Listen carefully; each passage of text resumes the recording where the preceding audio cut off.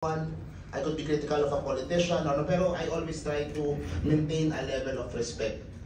Totoo naman. Ito pong sa hearing ngayon, gusto ko lang din pong sabihin, shout out lang din po sa mga DDS vloggers na 40 na hindi po nakapunta. Actually, nanonood po sila lahat ngayon at meron silang mga komentaryo, pinopost po nila sa kanilang Facebook. Meron po sila mga panibagong hirit po sa inyo lahat. So shoutout po sa kanila, nanonood sila ngayon. After po siguro nito, baka ako din po, ibabash na din po nila. Kasama naman po yun. Normal na paano na taon ko na pong ginagawa ko. Sanay na po tayo. Minsan bati kami, minsan galit sila sa akin. Pero ito po yun kasi, yung, dito ako nalulungkot eh. Yung mga kaibigan ko po yung marami sa mga inibitahan nyo. Kasi inihiwalay ko yung aming trabaho sa pagbablog at yung aming personal na pagkakaibigan. Pero ang problema ko po kasi sa ginagawa po nila, sa style po nila, ay ito po ay a form of bullying eh. Pampubuli. 6 na taon na po nilang ginagawa, 9 na taon na po nilang ginagawa po ito. Diba? Kapag merong hindi nag-agree sa opinion nila, kapag merong taliwas, kapag merong bumabatikos, o yung kunyari yung quadcom na ginagawa nyo po, na ang dami na nabubunyag na mga kalokohan o illegal na ginagawa noong panahon ni dating Pangulong Duterte, ay attack mode na po sila. At doon na po pumapasok yung kanilang pagiging bastos, yung kanilang pag-iinsulto, mga below the belt na tira, mga personal na tira, at nakakalungkot po na umaabot sa ganun. So ako po ay fully respect yung pong freedom of speech ng aking mga kasamang vlogger, at ako din po mismo ang unang lalaban para sa kanilang freedom of speech, kahit anong political affiliation. Ako po ay concerned lamang po sa ilang mga bagay. Una po, mas concern ko yung mga pages at yung mga accounts na wala pong mukha. Kasi po, at least yung mga vloggers na wala dito, pag nagsasalita sila, kita yung mukha nila. So, kung accountable sila doon sa sinabi nila. Marami din po yung mga pages, katulad po nung Satire at yung mga iba pang mga YouTube accounts na wala pong mukha. Kaya po, kung mambalahura at kung tumira po, ay sobrang grabe, sobrang below the belt. Kasi po walang accountability, walang transparency, hindi natin alam kung sino yung nagpo-post, kaya po ang tapang nila. Buti nga po nagkaroon ng ganitong hearing para po magkaalaman. Pangalawa, sa akin po, walang masama kung meron kang sinusuportahan politiko, kung maka Duterte ka, kung maka Marcos ka, o Lenny, o kung sino man. Ang sa akin po, I'm deeply concerned kapag ang nag-i-influensya sa'yo o ang sinusunod mo ay galing na po sa ibang bansa.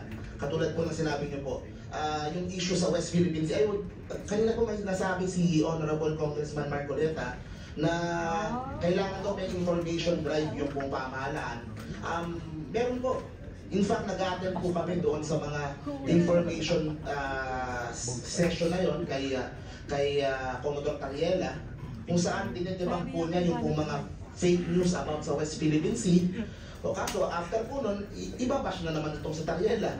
Titirahin na naman yung mga nagde-defend sa West Philippine Sea. Nakakalungkot po kung meron man akong kasamahan, kung meron mga ibang vlogger na maaring nakokontrol o nababayaran o kung ano mang paraan, kung ano mang way na nai-influensyahan po ng ibang bansa para po manggulo dito sa atin, para po iusog yung kanilang mga agenda, para po ma-destabilize yung pong ating bansa, para po doon sa bansa na tinutulog. Yan po ay isang pagtatraidor sa ating bansa, at dapat po mas mabigat yung pong mga batas kapag gano'n na po yung usapan. Kasi it's one thing kung politiko laban sa politiko, parehong Pilipino yan. Magkaiba lang kayo ng opinion. Pero kapag ang boss mo ay, for example, China, tapos you are acting against the benefit ng bansa ng Pilipinas, the interest ng Pilipinas. So I think mas mabigat po dapat pagdating po sa mga ganong issue. And ayun, lastly po, of course din, may mga moves din po sa social media na maaaring parte din ng destabilisasyon, na para po pahinain yung administrasyon kung meron mang gusto mag-destabilize o may gusto silang pahinain o gusto nilang tanggalin sa pwesto si Pangulong Bongbong Marcos. So yun po, sa akin dapat din pong tingnan din po at hanapan po ng paraan kung paano po ma-minimize o mapagbabawal po without curtailing naman po yung pong freedom of speech na meron po ang bawat isa. Yun lang po your Mr. Chair. Thank you. Well, totoo yung sinabi mo, no? Ito na, ngayon ko lang nakita sa TikTok. Ayan, kudos to all our brave vloggers.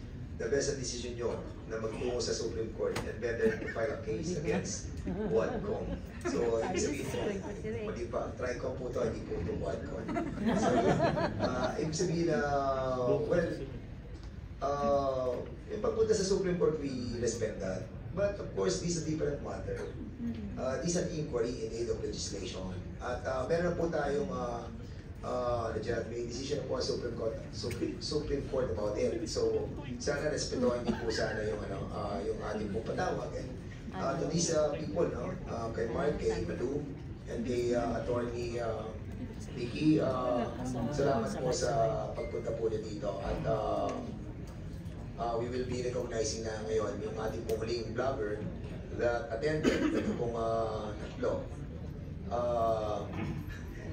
Sige mo, Attorney Ricky Tumutorgo. Tumutorgo. Tumutorgo po. Tumutorgo, yes sir. You are now recognized, sir. Thank you, Mr. Chair. Ako po si Attorney Ricky Tumutorgo.